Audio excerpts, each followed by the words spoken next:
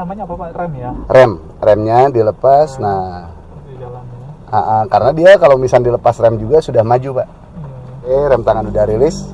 Selalu harus rem tangan ini. Iya, suka lupa ya. Suka lupa ya, betul. Tuh kan beda ngeremnya, lebih halus. Lebih halus ya. Nah jadi sebenarnya belajar dari manual ke matic itu butuh waktu hanya 2 menit. Ya. Nah ini pembiasaan tangan dan kaki. Tangan dan kaki. Koordinasi antara tangan kiri dan kaki kiri. Tangan kiri dan kaki kiri. Dan yang paling utama itu kalau misal kaki kita 2, otomatis pas ngerem nginjeknya kenceng. Betul. Dikarenakan kaki kiri kita biasa pegang kupling Pak. Iya, saya sudah menyadari tadi malam kenapa bisa kenceng. Mungkin yang kiri. Iya, nah Bapak boleh dicoba sekarang ngeremnya. Seperti biasa kan? Ya, plus minus ya kalau misalnya belajar dari kesalahan lebih cepat Pak. Lebih cepat ya. Daripada kita belajar dari ini. Tuh halus Bapak ngeremnya. Iya ya. Nah, boleh masuk D. Nah, lepas gas. Nah, dia maju. Beda lagi dengan posisinya di tanjakan. Oh, beda lagi ya? Ya, kalau misalnya di tanjakan dia nahan dulu Pak, karena ada high hold control. Kelebihannya dari high hold control itu, kalau misalnya kita pasang di D nih, kita ngerem, posisinya rada nanjak gitu. Pas saat kita rilis brake, dia nahan, dia nggak mundur ke belakang. Oh, dia nggak akan mundur ke belakang. Jadi pas kita gas baru dia maju. Kita gas, itu kelebihan dari high hold control itu. Nah di sini udah dilengkapi sama high hold control. Oh iya. Jadi kita nggak perlu dinetralkan dulu juga, nggak apa-apa, asal di brake aja. Nanti pas maju lepas rem dia nahan, kemudian kita gas maju langsung. Jadi posisi waktu dia maju pas tanjakan kita nggak perlu pindah ke gigi rendah low ini pada. Nggak usah. Gigi rendah itu hanya dipergunakan untuk tanjakan yang benar-benar curam ekstrim. Dia membatas hanya gigi 1, dia tidak akan berpindah ke gigi 2. Kayak di daerah Dago itu kan daerah rumah saya, daerah Dago atas. Iya. Itu berarti mungkin bisa dipergunakan ya pada dia. Iya. Atau di 2. Di 2 ya. Iya. Sebetulnya kalau misalnya untuk di XL7 ini di D juga dia udah masih narik ya, masih naik dia. Cuman yang dikhawatirkan berpindah gigi di tengah-tengah, akhirnya dia bolak-balik nanti giginya. Lebih baik ya Bapak yang pertama dengan overdrive itu dia udah nahan sampai gigi 3. Tapi kalau misalnya tanjakannya curam, kita masuknya di 2 aja. Di 2 dia panjang gigi 2 terus. Dia nggak akan berpindah ke 3. Jadi sebetulnya gigi yang ada di sini itu hanya pembatas. Berbeda dengan di manual. Kalau misalnya di manual, kalau misalnya 2 ya 2 terus, nggak akan pindah ke. Nah seperti ini, padahal ini kan tidak terlalu tinggi nih. Iya. Sebaiknya itu di mana, di 2 atau di D itu? Itu udah di D aja Pak. Di D aja. Sebetulnya di sini juga di sini juga masih panjang, istilahnya masih enak. Berarti yang kategori kita memerlukan 2 itu pada kondisi jalan. Kondisi jalan tanjakan yang curam. Agar gigi tidak pindah ke ke gigi yang lebih tinggi atau percepatan yang lebih tinggi lagi. Jadi prinsipnya masih boleh di D ya Pak ya? Masih boleh di D. Betul. Seperti kita pakai manual, kalau misalnya pas tanjakan itu biasa kita gigi 1-nya dipanjangin ya Pak ya, atau gigi 2-nya yang dipanjangin. Nah, biar nggak pindah ke 3, kalau misalnya di matic itu ada kemungkinan pindah ke 3 nih, walaupun tanjakan belum habis nih. Nah, untuk membatasinya, dia pasang aja di 2, dia nggak akan lari lagi ke 3. Jadi panjang kita pakainya. Gitu. Kan kalau kita manual tuh biasanya berpindah giginya di gigi 1 dulu ya. Iya, betul. Manual itu di gigi 1. Nah, kalau dia kita dari 1 ke 2-nya, kalau kita pasang di 2, 1 ke 2-nya kita nggak usah pindah gigi. Nggak usah pindah gigi. Udah aja itu. Nah, sebenarnya gampang kan pakai dari manual ke matic itu. Hanya pembiasaannya yang terutama ini sepertinya koordinasi ini refleks kaki kemarin dan tidak jarang Pak konsumen yang saya biasa pakai manual katanya. Ibu bapak kalau misalkan ibu bapak mau lebih nyaman dan kepakainya manjang, apalagi sekarang jalan-jalan itu pada macet nih, matic lebih rekomen loh. Aduh saya nggak biasa, saya minta waktu 2 menit untuk bapak belajar matic atau ibu belajar matic. Betul, 2 menit dia langsung bisa. Kaki ya. Betul. Yang penting kaki itu berjalannya kaki kanan rem dan gas, kaki kiri itu istirahat. Kemudian yang keduanya lengan jangan sampai pegang persneleng sini. Karena itu refleks kita pas kita ngegas pasti pengen ngelepas gas dan pindah gigi. Mobil lain ini di save, ininya flat bottom. Fungsinya kalau mobil setirnya bundar, kita kadang keluar masuk suka nyentuh ke situ ya, betul. Nah kalau ini flat bottom itu pas masuk itu lebih leluasa. Itu Suzuki bikin flat bottom itu kan untuk XL7 fungsional. Kalau misalkan kita bawa keluar kota juga ya apa namanya, kestabilan udah ada, untuk pengereman dapat gitu. Iya. Jadi kalau luar kota kan jalannya lebih mungkin nggak bagus misalnya. Iya. Itu kita suspensinya menyesuaikan enak ya di dalamnya ya. Iya betul. Tapi sekarang udah yakin ya? Iya yakin. Nyaman. Remnya masih kasar sekali tadi. Iya. Nah nanti bapak tengah-tengah pas nanjak gitu kita coba berhenti. Nah ini kemungkinan turun. Nah boleh direm. Ya. Nah bapak lepas. Dia nggak langsung mundur kan, remnya pas dilepas dia nggak langsung mundur. Oh iya. Berarti ada kesempatan untuk pindah. Iya, jadi yang dikhawatirkan kan pas tanjakan itu si mobil nggak gelincir ke belakang. Iya. Nah kalau di sini nggak ada. Kalau di D ya pak ya. Iya kalau di D. Sekarang saya pindahkan ke N ya mundur. Ke N boleh dicoba dibuka aja. Nah seperti biasa karena dia tidak ada tahanan gigi. Karena si high hold control ini dia mengandalkan atau mengutamakan dari gearnya aja, makanya dia mundur ya pak. Makanya dia mundur. Ya, sekarang kalau misalnya kita masukkan ke D, boleh. Nah ini kalau fungsinya tanjakannya ekstrim nih, kalau tanjak sekali nanjak ini bapak masukin aja langsung kedua. Nggak usah ngerem dulu, masuk aja kedua. Oh jadi posisi tadi dari D langsung ke kedua. Iya. Berarti jadi gini. Mesti mencet ini ya pak ya? Iya. Nggak usah sih kalau misalnya udah itu. Oh nggak usah. Nggak usah. Yang penting gini pak. Ya. Kurangin kecepatan. Ya. Nah baru kita bisa pindahkan percepatan. Oke. Nah kurangi dulu kecepatan dulu. Kira-kira RPM-nya udah rendah. Kita masuk. Seperti biasa bapak mobil manual nih. Kalau misalkan lagi kenceng nih 5 di RPM katakan 3000. Ya. Kecepatan 3000 nggak mungkin kita turun gigi kan? Nggak mungkin. Ada kemungkinan nanti ngelonjak mesin jebol. Nah, jadi kita lihat RPM-nya udah nggak kuat nih, kita turunin, stok, gas lagi. Tapi perlu berhenti dulu nggak?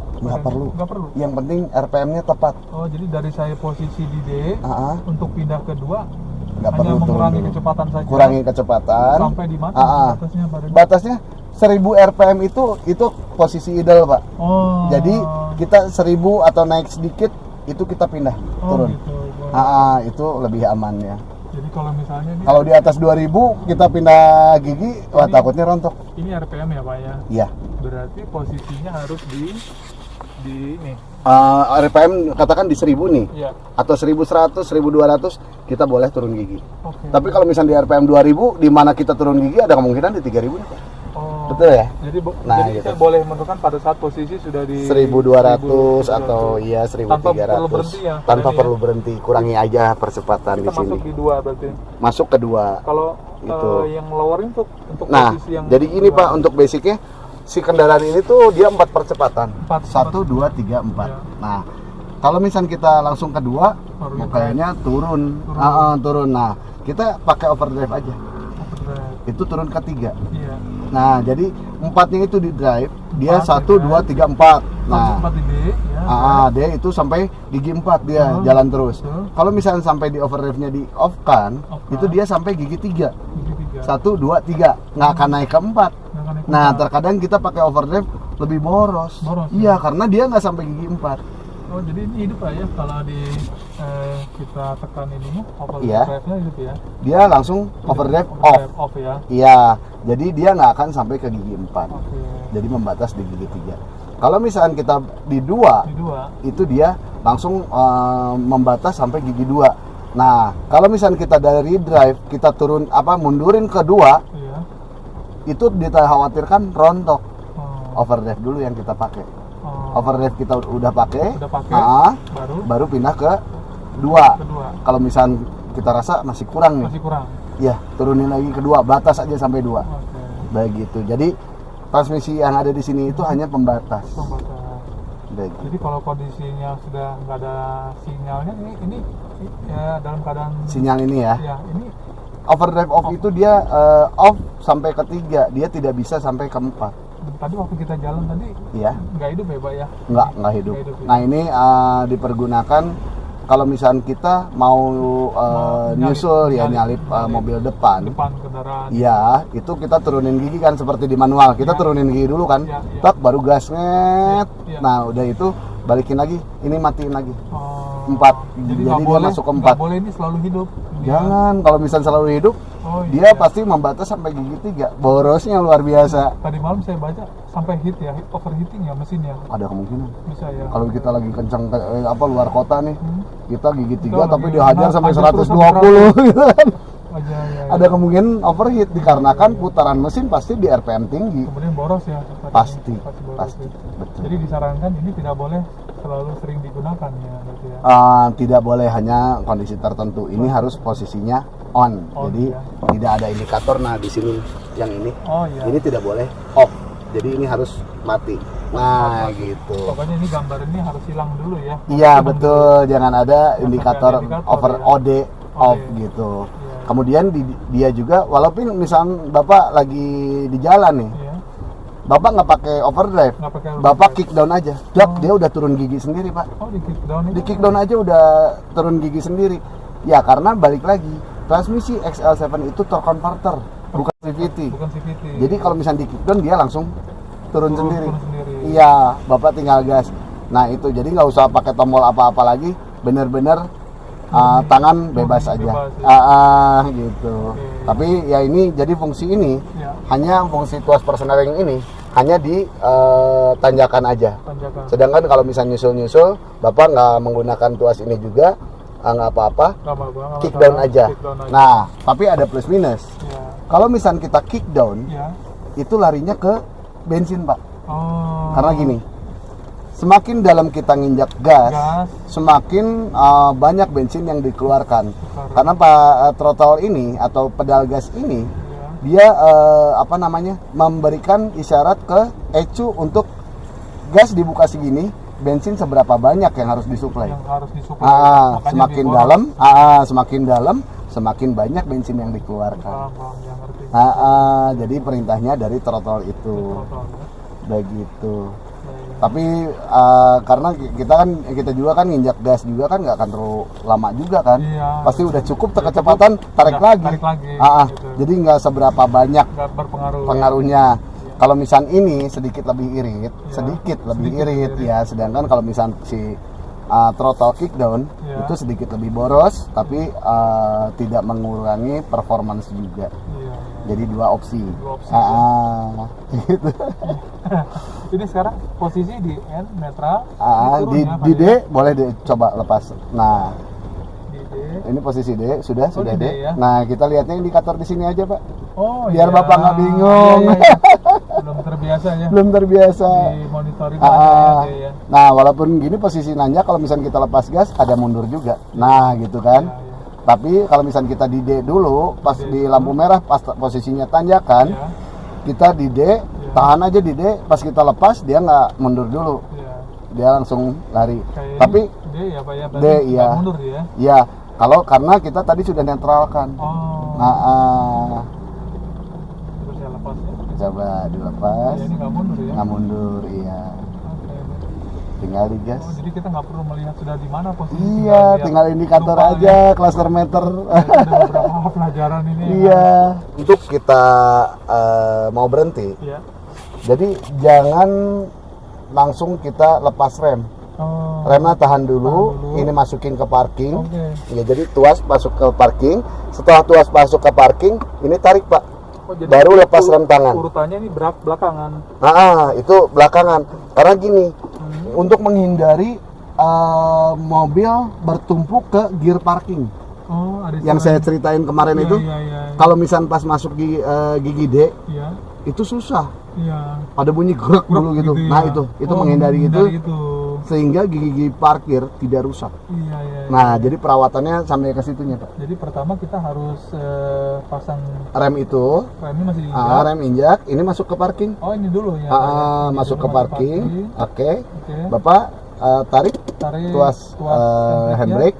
Nah sekarang baru lepas. Itu menghindari tadi ya Pak? Iya. Jadi ini dulu ya. Nah itu parking, betul. Baru Remnya jangan dilepas dulu. Ini masuk ke parking. Tuas persenelan. Masih diinjak ya Pak ya? Iya. Masuk ke itu, kemudian yang kedua tarik handbrake. Tapi masih diinjak ya? Masih diinjak. Masih diinjak. Nah, oke. Nah ini alhasil kita punya mobil berhenti bertumpu ke handbrake. Bertumpuknya di handbrake. Bertumpu di handbrake. Bertumpuk di sini ya. Bukan di gear. Makanya bunyi ya. Iya, kalau misalnya posisi rada nanjak gitu, itu ada kemungkinan bunyi. Nah, yang kedua, ini juga tidak disarankan untuk mobil yang lama disimpan. Kalau lama disimpan, Bapak jangan bertumpu di handbrake. Oh gitu. Jangan bertumpu di gear. Oh gitu. Tapi bertumpunya di ganjalan. Batu harus diganjal. Karena efeknya apabila kita rem tangan dipasang terlalu lama, takutnya lengket Pak, kepiringan. Nah pas kita mau maju macet. Itu untuk kondisi parkir datar atau parkir yang nanjak? Atau baik nanjak, baik turun atau posisi datar, jangan sampai si handbrake ini, si kanvas ini nempel di piringan. Jadi nah, posisi datar netral juga tetap harus di. Kalau lama nih kita mau simpen seminggu gitu ya. Di garasi. Di garasi seminggu. Mending kita masuk ke netral. Caranya, ini ada C-vlog. Iya. C-vlog ini nanti pas Bapak matiin mesin, ini tuh nggak bisa dipindah-pindah Pak. Kalau misalnya pengen dipindahnya, Bapak sudah matikan mesin, nanti pencet ini baru bisa dipindah ke netral. Bapak simpen di netral. Asal ban udah diganjal Pak, posisi diam, ganjal, ini masukin ke netral, sehingga si mobil ini atau roda ini tidak bertumpu di handbrake. Gitu. Ini kan kekuatannya mengandalkan handbrake ini. Handbrake ini apabila kanvas menempel, nanti terlalu lama, akhirnya lengket. Udah lengket susah dirilis. Nempel, jadi, nanti bunyi ngik atau gimana? Kalau kita misalnya 1 minggu atau lebih dari berapa hari biasanya Pak Dani? Ya 3 hari ke sana atau 2 hari ke sana lah. Ini gitu. kan posisinya sudah begini ini. Kemudian nanti Bapak matiin mesin. Sudah boleh kita coba matiin mesin. Oke. Matinya ini ya. Nah, itu 1 kali aja. Nah, udah. Nah, ini Bapak boleh coba bisa dipindah nggak? Iya. Nggak bisa dipindah ya. Walaupun Bapak pencet ini nggak bisa ya. Bapak pakai 2 tangan. Iya, tangan yang kiri pegang ini, pencet ini. Tangan ini. Nah, kemudian ini pindahin ke netral Pak. 1, 2 berarti 1, 2. Nah ini netral. Nah ini dia tidak mengandalkan di gear atau dia hanya mengandalkan handbrake. Nah untuk bikin dia bebas, nanti ganjal batu, handbrake turunin. Apa ini sekarang kita sehari-hari kan memang pakai mobilnya kan 1 hari misalnya kan, itu memang posisinya bagusnya di P atau di netral? Mobil disimpan posisinya. Keseharian kita gunakan terus gitu. Jadi misalnya nggak apa-apa Bapak. Sabtu kerja, Minggu libur kan. Minggu libur. Ada 1 hari. Kalau misalnya 1 hari mah Bapak bertumpu di sini juga nggak apa-apa. Ini posisinya di P. Di P ya. Di P aja gitu. Ini di P, ini rem tangan. Itu kalau lebih dari 3 hari ya Pak ya. Kalau lebih dari 3 hari kita nyimpen lama, jangan dibiarin numpuk di sini.